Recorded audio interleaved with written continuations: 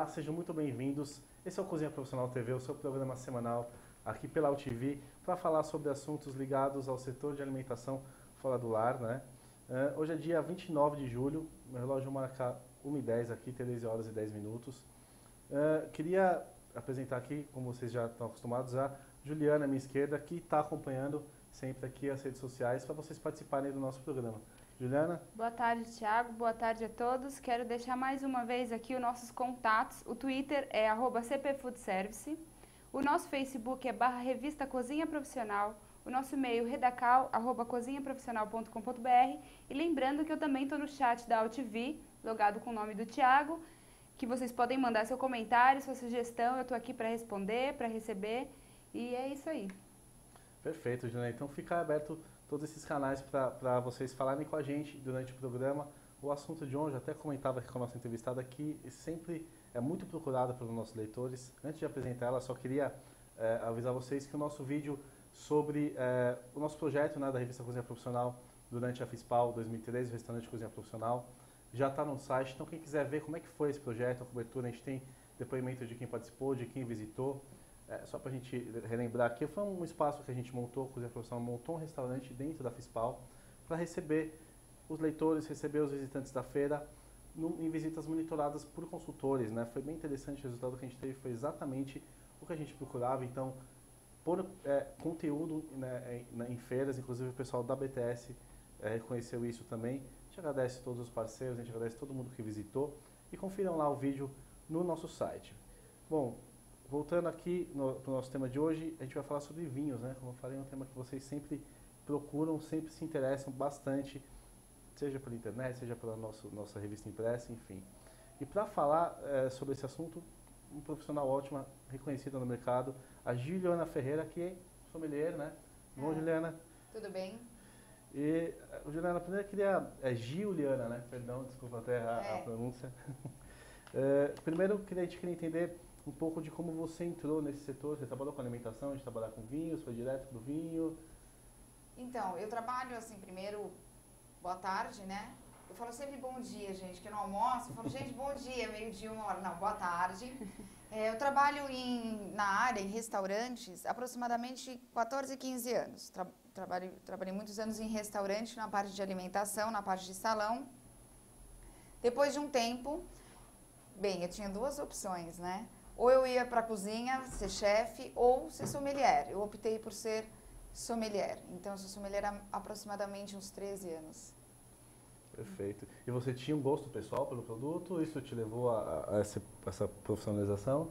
Então, eu tenho uma história super curiosa, que eu já contei algumas vezes até, que eu venho de descendência italiana, né? Minha avó, meu avô, tanto por parte de pai como por parte de mãe, apesar do meu sobrenome ser Freira, era por parte do meu avô, de parte de pai.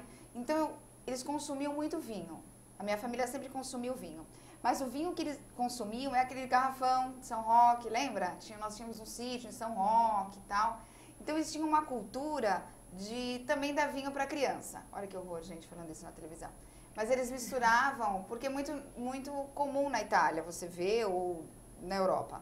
Com água, com soda, era muito pouquinho. E dava para a criança beber. Até minha avó tinha uma curiosidade, nós tínhamos uns 7, 8 anos. Eu tomava muita gemada com vinho do Porto. Vocês já tomaram? Não, com gemada. Vinho não. Gente, vou falar uma coisa. Quem não provou, prove. É maravilhoso. Você coloca, tá? Hoje em dia tem aquela história, não pode comer ovo cru, enfim, tem até a legislação. E ela dava pra gente, minha avó batia, ela dava com vinho do Porto. Vinho do Porto, imagina, uma graduação alcoólica de 20, 19. Aí todos os netos tomavam e ela falava, olha como tão bonito, corado, tá tudo feliz, devia estar tudo, né? Então ela dava, até há muitos anos atrás, era dado para quem estava gestante ou amamentava, que era para ter mais leite, sempre teve essa cultura. Então a cultura do vinho me acompanhou assim desde criança. E tem essa questão do vinho como saúde, a gente está sempre falando, sempre abordado, você vê notícia na internet, faz bem pro coração, uma taça por dia, enfim, mas dependente disso ainda existe esse costume de dar vinho para criança na Itália, né? Não sei se para dá força, se de repente para dormir, não sei qual que é o intuito disso. Eu Né? acho que mais pra dormir.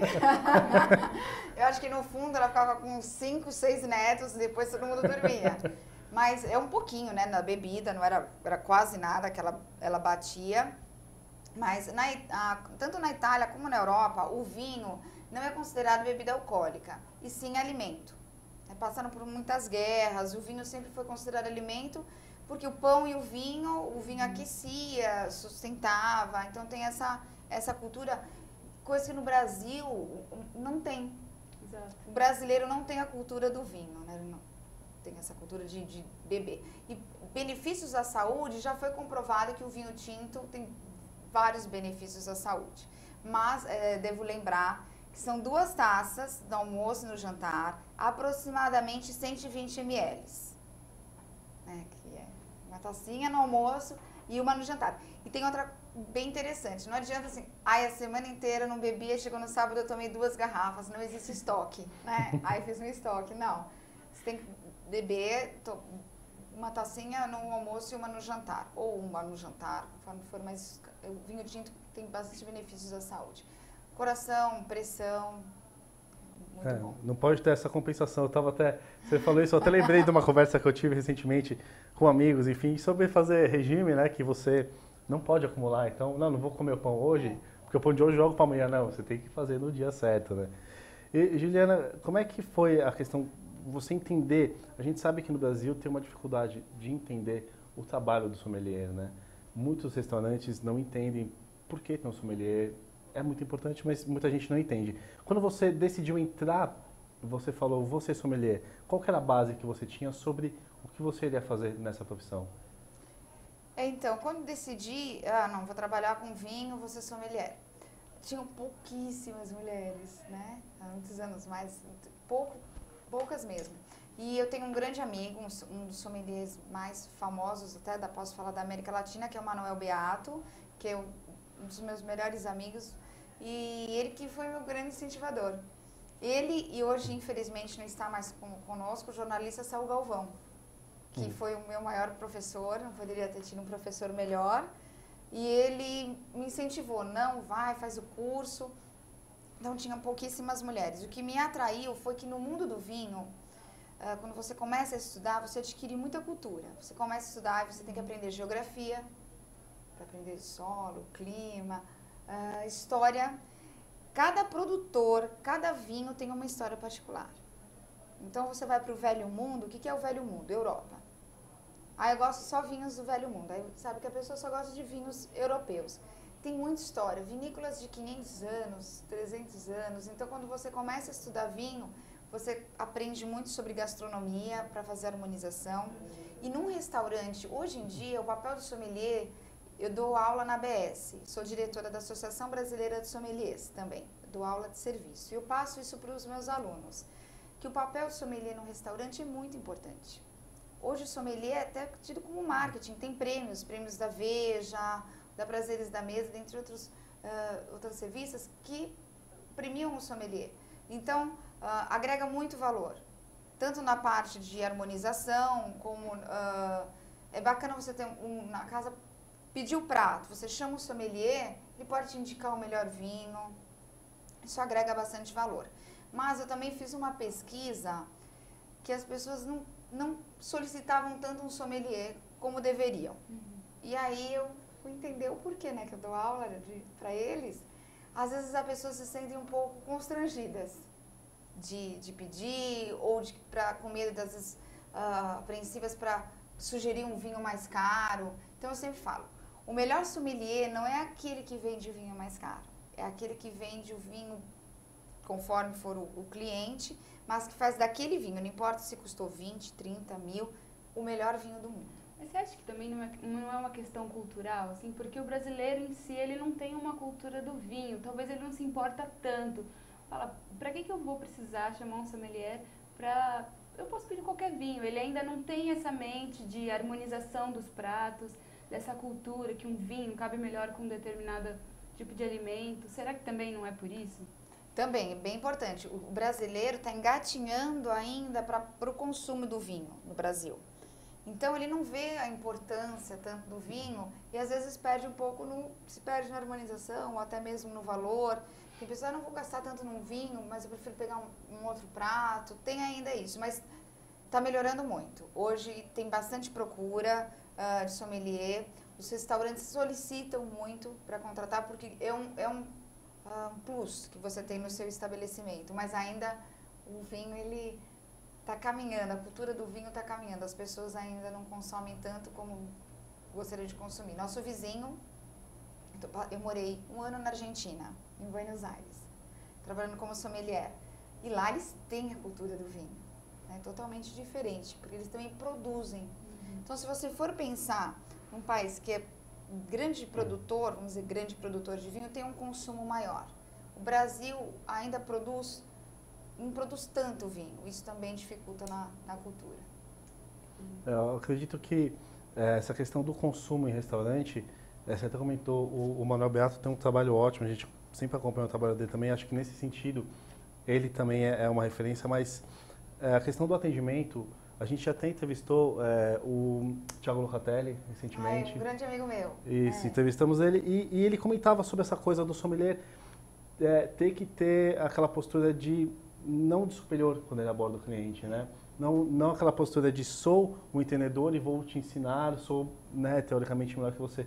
Como é que faz isso? Como é que você ensina isso no curso de serviço? Então, no curso, eu explico o seguinte. Você está prestando um serviço. Você está servindo uma mesa. Começa daí. Se você está servindo, o cliente tem sempre razão. Entre aspas, né? Pensando... Então, quando ele chama um sommelier, as pessoas, quando começam a aprender, começam a falar termos técnicos na mesa. Aí, imagina, vou falar uma palavra, então, teve a malolática, fala coisas, fermentação que, gente, a pessoa que vai consumir o vinho, ela quer saber se ele é frutado, se ele passou em madeira, se ele vai harmonizar. Ele não quer saber termos técnicos. Então, ele se põe à mesa de uma forma muito superior. Aí, o que o cliente faz? Eu não vou pedir nem mais vinho, vamos pedir uma cervejinha, uma caipirinha. Então, o bom profissional, o que eu explico é o seguinte, não chegue com ar de superioridade na mesa. Vocês entendem, porque vocês estudaram. Mas, às vezes, a pessoa que você está atendendo é um médico. Você sabe o que ele faz? Não. Então, cada um na sua área. Então, procure entrevistar o cliente. Eu queria um vinho, mas como o senhor gosta do vinho? Eu gosto de um vinho leve. Não gosto de vinho muito, às vezes falam que pega aqui, que é um vinho encorpado. Gosta com mais acidez ou menos? Não, odeio acidez. Então, aí você já vai, tinta, aí você já vai ganhando cliente. É raro você errar. Você tem que entrevistar, mas sempre com muita simpatia e muita humildade. Chegar assim, em qualquer área, né? Se você vai comprar um carro, se você vai comprar uma roupa, a pessoa chegar, esse linho veio, sei lá da onde, você fica, né? Se sente mal. O vinho é a mesma coisa. E outra coisa, é um fator muito importante. Quando em restaurante, você lida com lazer. É lazer, você vai lá para comer bem, beber, se divertir. Eu sempre brincava. Ninguém vai para o restaurante pagar uma duplicata. Todo mundo vai lá para se divertir, para ter momentos de prazer. Então, quanto mais você puder proporcionar isso ao cliente, não tem nada mais gratificante no tempo que eu trabalhei em restaurante, que o cliente vira e fala assim no final, olha, esse vinho marcou minha noite, obrigada, eu estou levando a rolha, porque hoje é aniversário de namoro, casamento, uma comemoração. Isso é gratificante para o profissional. Eu acho que o profissional tem que buscar mais esse lado. E você indica que seja abordado, falado, perguntado, né? Você falou fazer uma entrevista com o cliente sobre o que ele está disposto a gastar ou isso realmente não é interessante? Em partes é interessante. Porque o que acontece? Eu trabalhava com uma carta de 1.500 rótulos. Imagina, trabalhei muitos anos na rede Rubaiá. Era muito, muito vinho, a pessoa ficava perdida. Então, às vezes você aborda o cliente da seguinte forma, se você quiser abordar com o preço, o senhor gostaria na faixa de quanto o vinho? Ele vai se sentir tão à vontade, 50. E bem, a faixa de 50. Você vai nos vinhos na faixa de 50. Não, pode ir para cima, eu tomo vinhos caros de 500, 1.000. Você vai nos vinhos de 500. Ou se você não se sentir à vontade, tem uma técnica. Eu sempre faço o sinal. Tem a carta.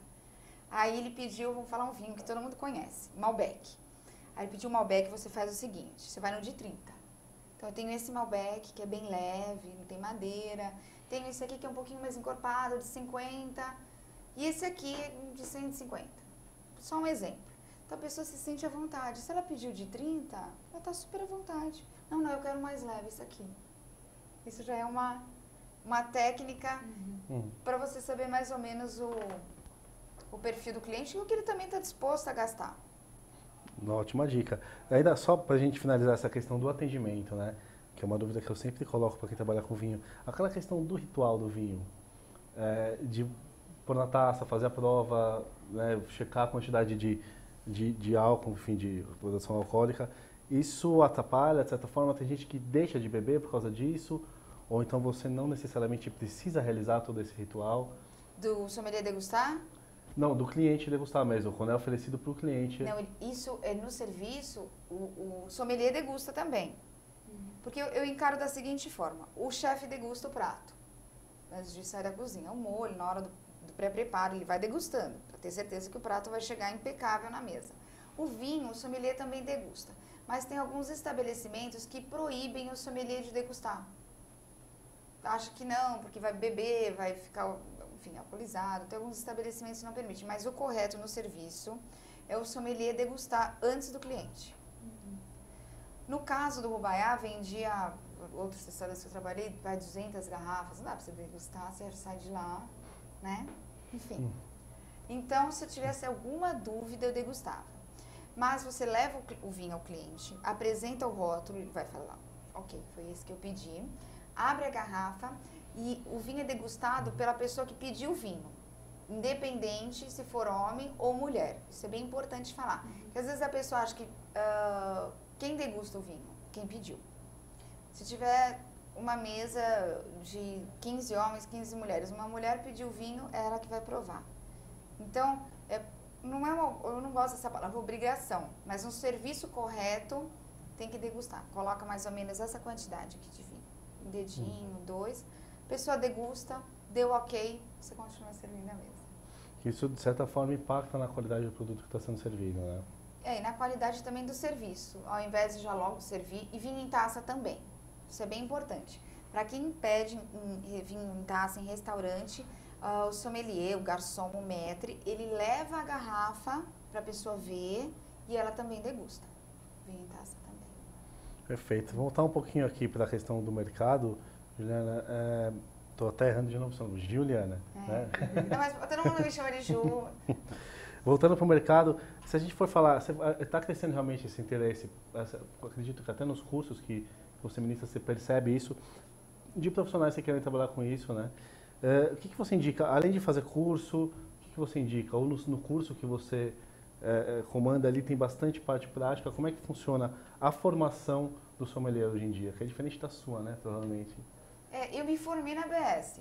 Você se formou na BS, Eu me formei lá. tá. Então, quando eu começo a dar aula, eu falo, gente, é um prazer, talvez uma honra dar aula aqui, porque eu me formei na ABS. A ABS, na minha opinião, tem vários, mas é um dos mais completos. Eu vou falar por quê. O sommelier, ele não é só o vinho. Ele tem que entender de vinho, de água, de destilados, café, chá. O sommelier, ele faz o serviço completo da mesa, da parte de bebidas.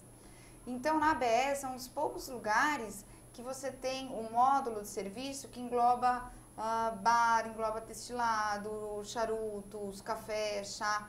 Essa é a obrigação do sommelier, dele entender um pouquinho. Você não precisa se especializar, ser um barista, né? Mas você tem que entender cervejas, para você poder estar indicando para o seu cliente. Quando formado, é que nem faculdade, vamos falar mais ou menos, né? Você tem a teoria. Você tem que ter a prática. E na prática é muito diferente. Quando você vai entrar, principalmente no restaurante. Quando eu me formei, fui para restaurante, eu vi que era assim um outro mundo. Então a minha dica é estudar, estudar, estudar. Ler muito. Ler todas as matérias que saem em revistas especializadas, jornais e bastante degustação. É uma profissão muito interessante que você bebe, né? Outro dia eu brincar, você paga para beber. Não é bem assim, gente, né? Não é porque paga para beber. Mas você tem que degustar. Quanto mais você degusta, mais você aprende. Um exemplo. Eu vou falar para vocês agora, de vinhos franceses e vou falar da região de Champagne. Então eu falo de champanhe, champanhe, champanhe, encho a cabeça de vocês de informação e vocês não degustam. Vocês vão até saber, mas isso vai passar despercebido. Se vocês degustarem, nunca mais vocês esquecem. Então, na profissão de sommelier, você tem que ler, tem que estudar, se manter sempre antenado, porque muda muito, mas sempre está degustando. Você acha que essa prática, que nem você falou, a gente estuda o teórico, depois a gente vai pôr em prática, a prática do sommelier é um pouco mais subjetiva do que a própria gastronomia, porque se você está no restaurante, você tem que ter o feedback do cliente para saber se o seu trabalho está bem feito, né? Mas o chefe também tem. Porque se um prato não estiver bom, ele vai chamar o maître, tá? O chefe vai lá na mesa. Ou às vezes as pessoas pedem coisas que não gostam. No vinho também é assim. Por isso eu falei da entrevista. Entreviste seu cliente. Não só sommelier de restaurante, mas de lojas. Porque às vezes você acaba vendendo algo que o cliente não gosta. Então entreviste. Ah, eu gosto de vinho bem encorpado. Então vai para um vinho encorpado. Gosto leve. Então, isso é muito importante. Mas para você ter essa base, você tem que ter conhecimento. E detalhe, você tem que conhecer a sua carta de vinhos. Você tem que estar super em conexão com a carta. Porque é muito desagradável. Imagine um prato que o chefe não sabe explicar. Né? Que é um problema que a gente tem bastante em restaurante. A gente fala, a gente às vezes aborda isso, que realmente, como cliente, eu falo que eu acho bem Imagina o chato. Você chega lá e fala assim, como é que é esse vinho? Aí ele vai falar alguma coisa, mas não tem base.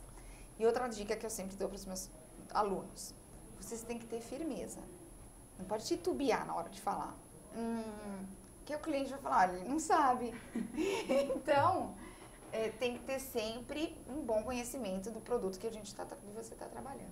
Você que está me oferecendo, né? Você tem que saber o que você está me oferecendo. Isso tudo é mentalmente? Você tem que decorar? No seu caso, 1.500 rótulos, você decora mentalmente ou você pode lançar a mão de alguma ferramenta que te ajude nesse momento? Então, a ferramenta é degustando. Eu vou lembrar se eu degustar. Se eu não degustar e ler só a ficha técnica, eu posso até falar do vinho. Se ele é encorpado, se ele é leve, pela uva, pela região, pelo produtor. Depois de um tempo, com mais experiência, você acaba conseguindo. Mas no começo, você tem que degustar. Eu sempre falo isso e às vezes até quando eu vou dar treinamento em restaurantes, eu falo pro dono, tem que deixá-los degustar. Fazer mais degustações, porque eles vão vender muito mais. Você vende um produto que você tem conhecimento, mas você não vende um que você desconhece. Esse é um fator que a gente repete, inclusive, sobre os pratos, que quem trabalha precisa comer, precisa conhecer para poder vender bem, né? Enfim, a gente já está chegando aqui hora do nosso intervalo. Vou chamar o intervalo, na volta a gente vai voltar falando mais sobre esse trabalho de vinhos nos restaurantes, enfim. Tem muito mais assunto para tratar aqui, daqui a pouco a gente está de volta.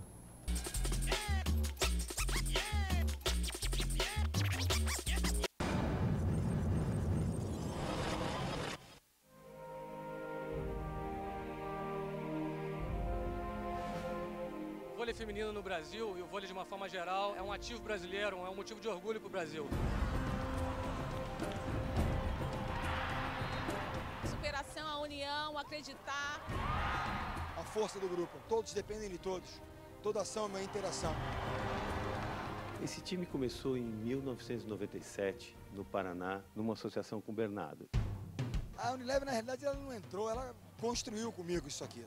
São 15 anos juntos, começamos com Rexona 10, hoje Unilever, todos os seus produtos estão conosco. Ou seja, foi um projeto construído a 4 mãos. Para divulgar a marca na essência dos seus valores. Nesse caso, os valores estão ligados à responsabilidade social, inclusão social, desenvolvimento humano, tudo isso através do esporte. A Unilever ela é fundamental para o voleibol brasileiro, né? Revelando talentos para a seleção brasileira. Tudo que está por trás, que às vezes vocês que estão aí não veem, são eles que estão fazendo. Eles façam que nós, atletas, tenhamos tranquilidade para fazer o nosso jogo da melhor forma possível. E eu acho que o grande símbolo do nosso time é o Bernardinho. É um exemplo pra gente, é um cara que sempre tem boas palavras para dizer, apesar das broncas. Ele grita, esperneia, puxa o cabelo, mas tem um coração muito grande. A nossa ideia era ter atrelado a equipe de alto rendimento né, a transmissão de valores e de conhecimento para jovens da periferia, muitos deles que não tinham acesso ao esporte de alto rendimento, não tinham acesso a uma escolinha de qualidade. Para trazer cada vez mais jovens e adolescentes de 7 a 15 anos para fazer parte desse projeto social. O grande diferencial da Unilever em relação ao patrocínio do time de vôlei feminino é o entendimento que esporte é entretenimento, é plataforma de marketing e é um meio de desenvolvimento humano. Então o esporte é um canal poderoso porque lida com emoção, lida com paixão e hoje essa é a forma mais poderosa de engajar fãs. Você vê a torcida gigante, todo mundo veio no sacrifício de ônibus. Eu vim lá de Belém do Pará, da minha terra, para trazer sorte para o Unilever. A gente tem os Unilovers sempre no ginásio lutando, trazendo energia, trazendo otimismo para o time em todas as situações.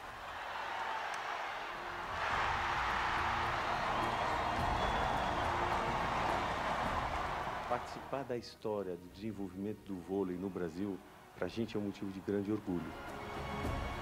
Além de uma relação profissional espetacular, construtiva, uma relação humana. Pessoas da Unilever que me ensinaram muito, me ajudaram a construir isso, que para mim é a maior realização profissional da minha vida.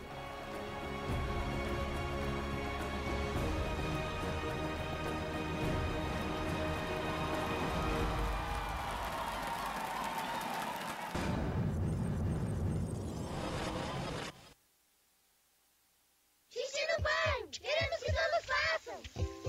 Homens, mulheres, crianças, brasileiros ou não, nobres, plebeus, músicos, desportistas, pessoas que são metade homem e metade monstro, coisas do além, lendas brasileiras, lendas gregas, pessoas boas, pessoas não tão boas, gênios da arte, gênios da ciência, trapezistas, amantes, pessoas de outros planetas, fenômenos do cinema.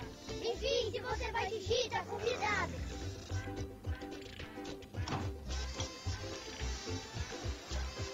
Faça xixi no banho. Ajude a Mata Atlântica.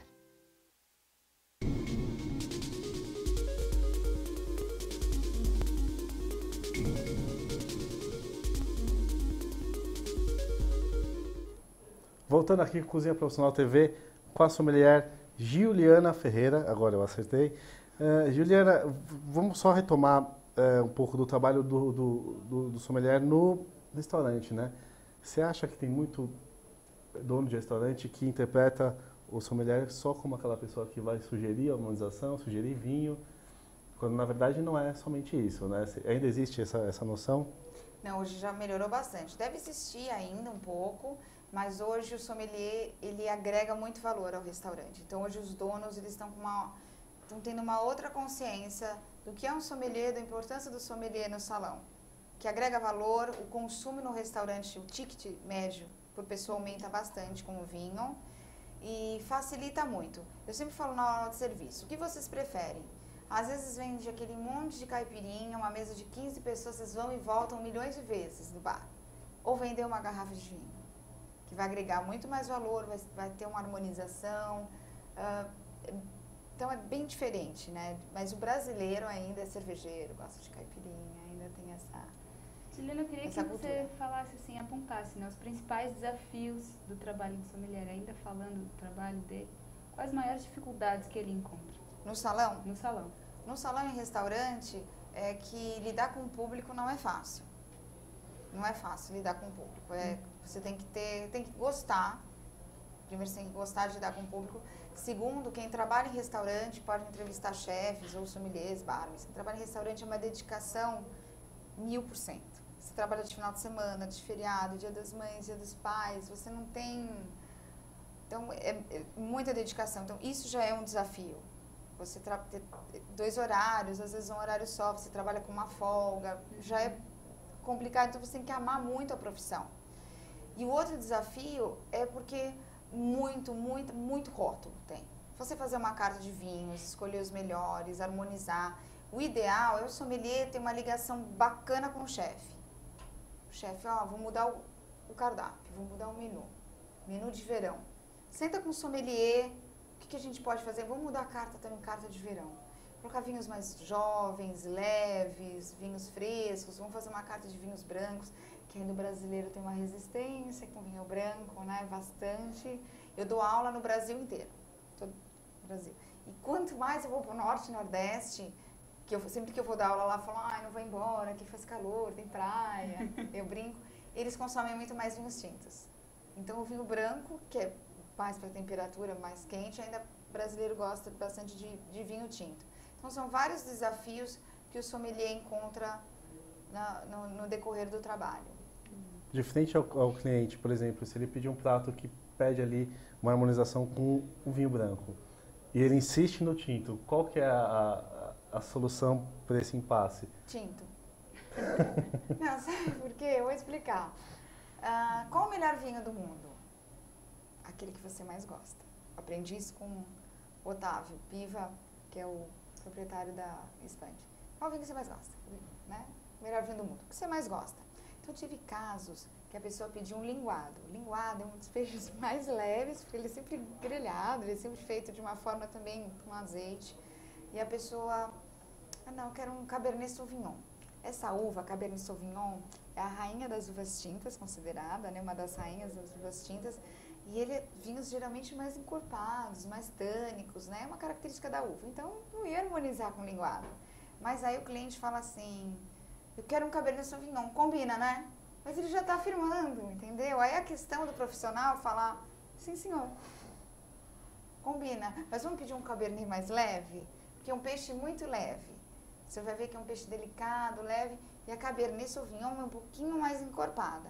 Então vamos pedir um que não passe por carvalho. Então, você pode dar um jeitinho, mas nunca fugir do que o cliente quer. Porque aí é o gosto do cliente. É muito jogo de cintura, né? Nossa, tem que ter demais. É muito jogo de cintura. E só para eu comentar aqui, quando a gente voltou, sobre o trabalho do sommelier, que não é só atendimento, né? Só para a gente pontuar direitinho, onde que começa o trabalho de um sommelier no restaurante, onde que termina esse trabalho? Começa que ele monta a carta de vinhos, é o sommelier que monta, ou juntamente com o dono do restaurante, ou com o chefe de cozinha, ou enfim, mas é ele que monta, ele é responsável. Ele é responsável por tomar conta da adega, contagem, ele que conta toda a adega, ele é responsável pela entrada e saída. Higiene, isso é super importante. Higiene tem que ter, né? A limpeza do restaurante, isso é normal, principalmente vinhos que ficam na geladeira, ao cuidado que você tem que ter com o rótulo. Vinhos que você, por exemplo, uma dica. O sommelier, às vezes eles me mandam e-mail. Juliana, muito engraçado. Coloquei um vinho na carta, comprei 20 garrafas e não vendeu. E o dono está me cobrando. O que eu faço? Você faz junta com o chefe, faz uma harmonização com aquele vinho. Harmonização do dia. Compra a garrafa e harmoniza com o prato. É um jeito de alavancar vendas. Então, o sommelier ele também é responsável por alavancar vendas da adega. A adega ela tem que girar ela todinha, senão você está perdendo dinheiro. O sommelier, quando chega na mesa, ele vai sugerir a água, se for o caso. A água nem tanto, porque aqui no Brasil o restaurante tem 2 tipos de água, com gás ou sem. Mas na hora, se ele, eu quero um aperitivo antes do vinho, o sommelier pode sugerir. O vinho, no caso, depois, um digestivo, pode ser uma grappa, pode ser um porto, e até o café. Até na parte do café, só uma dica, assim, o café é o último a ser consumido, tá? Assim, o café, ele domina total o seu paladar. Então, o trabalho do sommelier é finalizar na hora até de você entregar a conta para o cliente, ou na hora do café. Tem muitos restaurantes hoje investindo em café, vários tipos de café. Então, o trabalho do sommelier também começa na água, eu brinco, né? Quando os clientes sentem que você oferece primeiro a água, né? E vai terminar no café. Perfeito. Juliana, falando agora sobre o produto, que eu acho que até o pessoal deve estar esperando já a gente falar sobre o vinho em si, né? Quais são os vinhos que você mais gosta de trabalhar? Não necessariamente que você mais gosta de consumir, mas de trabalhar mesmo, que são mais interessantes, que você gosta quando um cliente pede ou quando alguém te pergunta sobre aquele vinho? Eu não tenho preferência. Eu sou uma mulher de fases. Ótimo, né?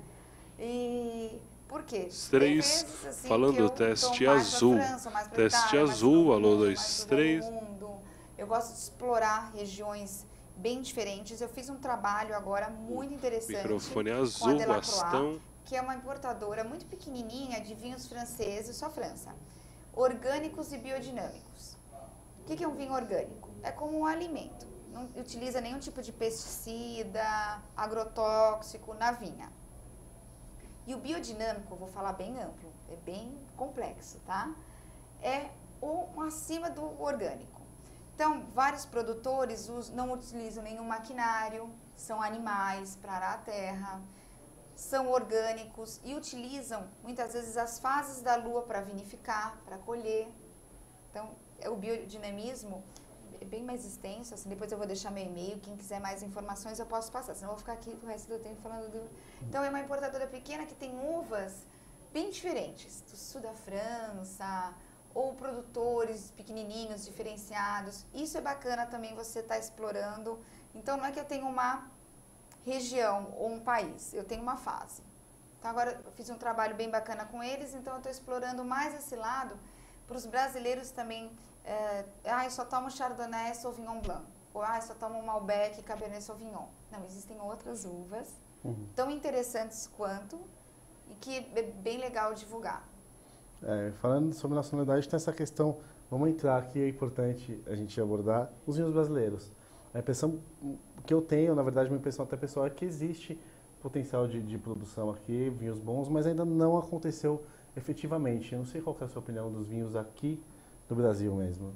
O vinho brasileiro teve uma discussão muito grande, né, faz pouco tempo, sobre a salvaguarda. Não sei se vocês lembram.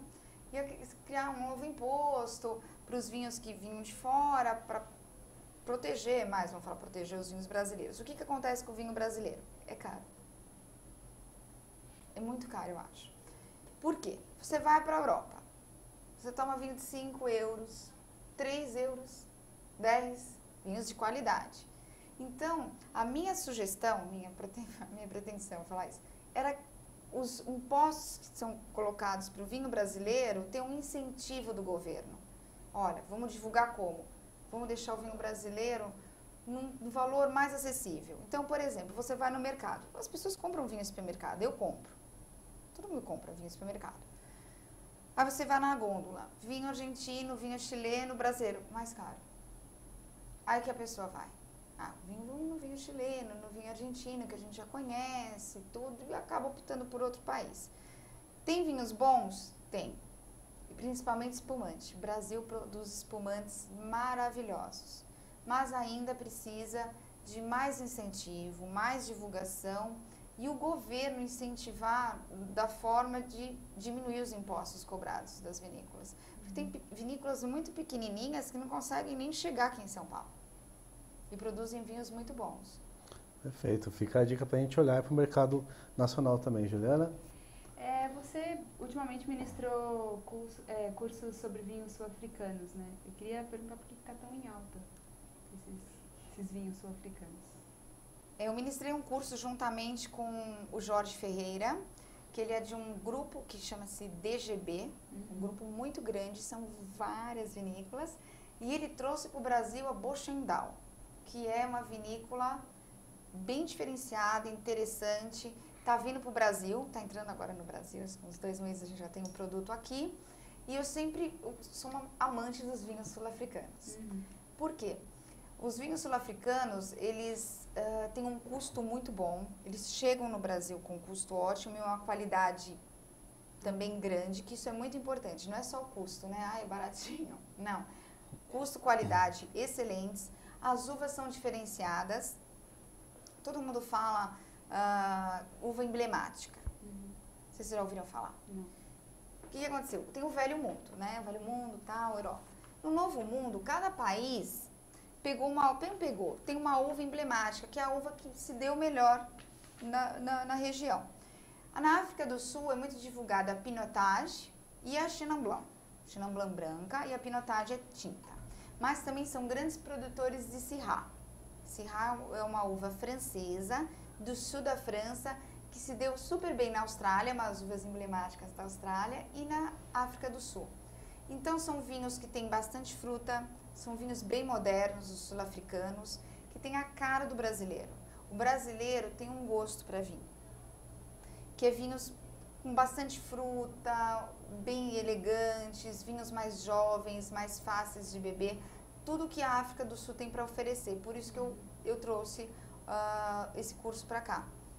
Para as pessoas conhecerem também, às vezes, não, eu só tomo vinho, que tem muita gente que só toma vinho sul-americano. Eu falei, não, vamos conhecer também os sul-africanos, que vale bastante a pena. Foi um curso muito interessante, as pessoas amaram os vinhos e amaram também conhecer o estilo dos vinhos sul-africanos, os espumantes. Existem vinhos de sobremesa, os vinhos doces feitos lá, que são bem interessantes. Isso está acontecendo, essa entrada desses vinhos sul-africanos está acontecendo aqui só no Brasil ou isso tem um âmbito, é mundial? É mundial. É mundial. Tá. Já existe um turismo localizado, de repente, em cima do vinho da região? Em cima do vinho da região. O interessante, eu sempre falo isso no curso, mais uma curiosidade, que a África do Sul é um dos únicos países que tem uma certidão de nascimento quando o vinho começou. Foi por volta de 1600, quando eles trouxeram as primeiras vinhas e ocorreu a primeira vinificação. Então é um país que produz vinho há muitos anos. E o que aconteceu? Deu uma parada na produção, mas na exportação, não era tanto exportado como é hoje. Quando teve o apartheid, eram mais cooperativas, não eram tanto as vinícolas. Com o final do apartheid, que bom, deu um boom nas vinícolas sul-africanas, um crescimento. Elas se modernizaram, começaram a produzir vinhos mais modernos e isso tende a crescer cada dia mais, principalmente no Brasil. Só, não sei se eu estou errado, vou fazer uma colocação aqui, mas isso tem alguma influência da França, pela região mesmo? Não tem uma influência da França. Os vinhos franceses, eles são consumidos no Brasil, o champanhe, principalmente, né? Que é da região de Champagne, mas ainda eu acredito que poderia ser um pouco mais consumidos. São consumidos geralmente Bordeaux, Borgonha, ainda tem várias regiões na França a serem exploradas. Perfeito. Gina, a gente vê aqui que você gosta muito de falar sobre o assunto, óbvio, faz parte da sua profissão, mas em que momento que você resolveu sair ali do salão, do restaurante, para ministrar curso, falar para os profissionais que querem entender mais sobre o assunto? Por que teve essa mudança na sua carreira? Eu trabalhei muitos anos, né? Eu falei 13, 14 anos em restaurantes. E o que acontece? É uma dedicação muito grande, almoço, jantar. E chegou uma hora que eu falei, não, agora eu vou tomar um outro rumo. Aí eu saí de restaurante, que eu falo que minha grande paixão ainda é o salão, porque você tem um feedback muito legal do cliente. Você acabou de vender o vinho, você já vê o rostinho dele. Eu gostei, me surpreendeu, nossa, não imaginava que o vinho fosse assim. Fui para uma importadora. Trabalhei uns anos nessa importadora, foi muito gratificante também, dando cursos, dando treinamentos. Aí eu saí e resolvi montar um site. Então hoje eu dou assessoria para bares, restaurantes, dou cursos no Brasil todo. Então estou levando, assim, o meu projeto é levar a cultura do vinho para todo o Brasil. Sei que é muita pretensão, mas falar para os brasileiros aumentarem o consumo. Tem um objetivo do brasileiro cada dia conhecer mais vinhos, degustar mais vinhos e consumir mais vinhos, né? Com os cursos, as palestras, levar essa cultura do vinho para todo o Brasil. Você está, de certa forma, não utilizando, mas a ABS é um meio de você conseguir, com o seu trabalho lá dentro, essa expansão do vinho no Brasil? Sim, porque na ABS, além de eu ministro os cursos, tudo bem, a parte de serviço, mas também você divulga a cultura do vinho. Mas eu acredito que agora, eu brinco, né, que eu estou no carreira solo, eu tenho um leque maior para divulgar os vinhos. A ABS ela tem cursos também para consumidores finais, não só para profissionais. Então, todas as quartas-feiras, que é bem interessante, tem degustações. Então, tem países ou enogastronomias. Eu dou bastante, às vezes, cursos de harmonizações, que acho que são os cursos que mais vendem harmonização. Vou dar um curso agora, no final do mês de agosto, de harmonizações vinho e chocolate, que é a grande paixão, acho que todo chocolate, né? E para harmonizar com o vinho. Então, o meu intuito é propagar essa cultura de vinho, tanto para a saúde, para o brasileiro consumir mesmo mais a bebida e conhecer mais. É bem interessante porque a gente está falando de vinho, que é um produto que tem um leque muito grande E chocolate também, por mais que as pessoas não conheçam, tem muita diferença entre um tipo de chocolate e outro, né? Existe os blends, a porcentagem de cacau, vários tipos de chocolate também. Certamente é um curso que vale a pena conferir, né? Vale bastante a pena. Então, cursos de harmonizações já fiz de vinho e chocolate, queijos e vinhos, dentre outros. Muito wine dinner. O que é um wine dinner? Você combina com o chefe o prato, né? Eu vou servir 3 pratos, você harmoniza, tem uma palestra, a pessoa vai degustando, isso também é bem interessante. Mas o chocolate é um desafio para o sommelier, porque ele domina total o seu paladar. Então, é um curso muito interessante. Amanhã eu estou ministrando um curso de Portugal, vinhos portugueses. No dia 12 de agosto, um curso básico. Quando eu falo básico, é bem básico. A pessoa que está começando a tomar vinho, ela quer saber como faz um vinho branco, um vinho tinto, um vinho rosé, como é um espumante. Então, ministro também cursos básicos. Vamos separar só um pouquinho. Cresceu o interesse por profissionais pelos cursos, depois a gente vai falar dos apreciadores. Quanto que cresceu esse interesse profissional, de repente até para os donos de estabelecimentos que estão enviando ali a equipe para fazer curso? Recentemente teve uma ascensão nisso também? Muito, mas gigante. Das pessoas terem uma qualificação. A profissão de sommelier, ela foi regulamentada faz pouquíssimo tempo. Antes você falava de sommelier, né? A pessoa, até hoje você fala, as pessoas Então, ainda ela é uma profissão muito nova no Brasil, foi regulamentado também faz pouquíssimo tempo. Então, é uma das profissões que mais tende a crescer, acredito, porque a gastronomia é muito forte no Brasil. E para um dono de restaurante, eu havia falado, é um diferencial ter esse tipo de profissional, é um marketing, muitas vezes.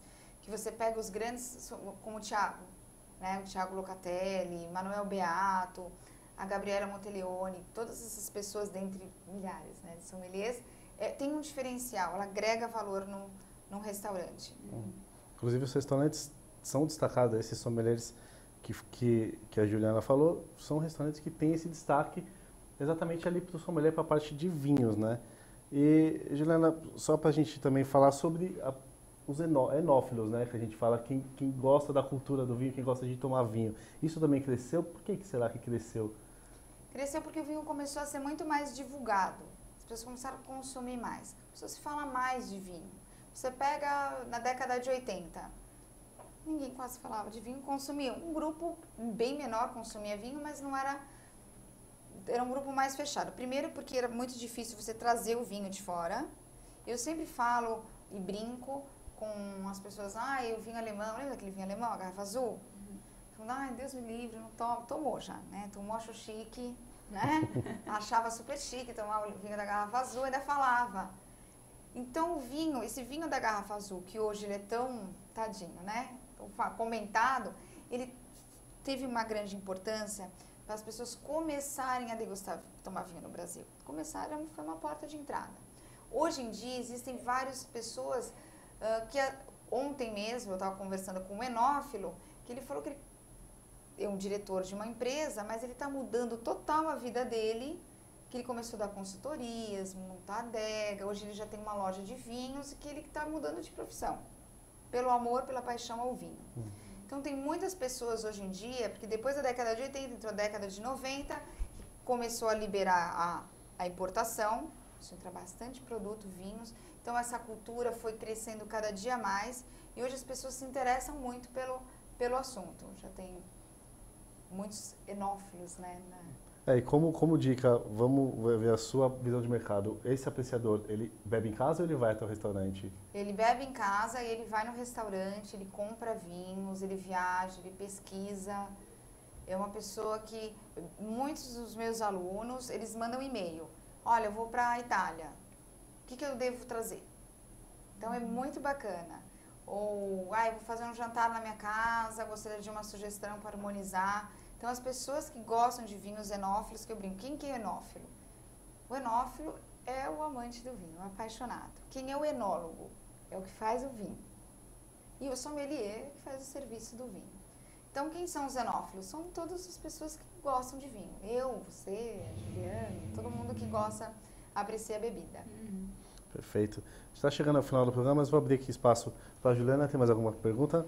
Eu tenho em relação às suas premiações, né? Em 2008 e em 2009 você ficou, acho que em segundo lugar pela revista Gula e pela Veja Comer e Beber em 2010. Eu queria que você falasse o significado desses prêmios para você, para sua carreira. O que isso representou? Porque foram prêmios importantes. Muito importantes. Assim, foram presentes, né? Foi muito importante na minha carreira, os prêmios, porque além de ser um incentivo, uma recompensa de todo o seu trabalho, que não é um trabalho fácil, as pessoas acham que o sommelier, viaja, degusta, faz harmonizações, é fácil, não, é um trabalho muito árduo. Então, as premiações foram uma forma de recompensa de todo o meu trabalho, então foi muito importante para mim. Eu acredito que eu não possa mais concorrer, porque é mais que a pessoa que trabalha em restaurante é que concorre, não as pessoas que ministram, dão aula, mas as pessoas ligadas a restaurante, mas foram premiações muito importantes para mim, muito mesmo. Perfeito, então. Infelizmente a gente chegou aqui ao final, a gente sempre comenta que passa muito rápido, né?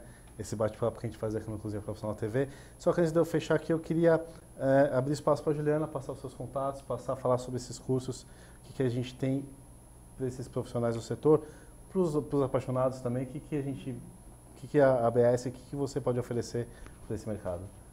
Então, eu ministro cursos todos os meses, dou 2 a 3 cursos por mês. Agora, amanhã vai ter o curso de Portugal, nós já estamos com as vagas, já está lotado, porque meus grupos são bem pequenininhos, né? E eu dou num espaço muito lindo, num escritório de paisagismo, então bem diferenciado, não é um curso, às vezes em restaurante, não, é um lugar...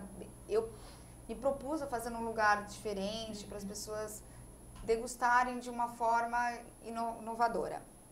Então, dia 30 e dia 12, um curso básico, e dia 27, o curso de harmonização, vinhos e chocolates. Para maiores informações tem meu site, que é www.giulianaferreira.com.br, ou alguma dúvida que tenha ficado no meu e-mail giuliana@giulianaferreira.com.br.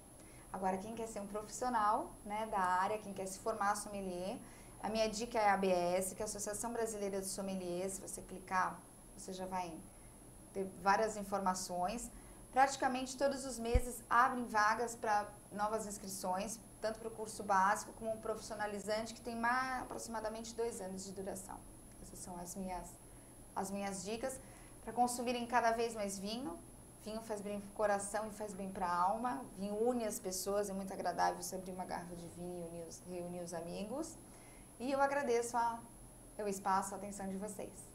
Perfeito, então a gente agradece também a sua presença, Juliana. Lembrando que esse programa, assim como os nossos programas antigos, fica no nosso site ali. Então você pegou no meio, quer assistir de novo, vai estar no nosso site logo mais. Quem recebe a nossa newsletter também fica sempre a par dos programas que a gente faz aqui. E deixar o cozinhaprofissional.com.br à disposição de vocês. Juliana? Thiago, obrigada mais uma vez. Obrigada, Juliana. Parabéns pelo trabalho. Obrigada. Foi muito boa a nossa entrevista aqui com você, nosso bate-papo. Queria falar um pouquinho mais sobre vinhos, porque você vai falando e se deixar a gente vai ficar até amanhã falando. Isso é verdade. Mas foi um assunto muito bom. Parabéns mais uma vez. E lembrando a todos de casa que eu estou aqui nas redes sociais. Se você precisar, ficou alguma dúvida, manda para a Juliana sua dúvida, seu comentário. Pode mandar para a gente também no redacal@cozinhaprofissional.com.br e a gente vai responder, vai solucionar seu problema. Obrigada a todos. Perfeito, Juliana. Juliana passou aqui todos os contatos, né? Como ela disse, o Twitter no @cpfoodservice, Revista Cozinha Profissional, /Revista Cozinha Profissional no Facebook. Então, são os canais para você falar com a gente. Lembrando também que tem as nossas edições da revista impressa, você confere lá no nosso site. E é isso aí, a Juliana finalizou aqui. Então tá tudo certo, obrigado pela audiência de vocês e até a próxima segunda-feira.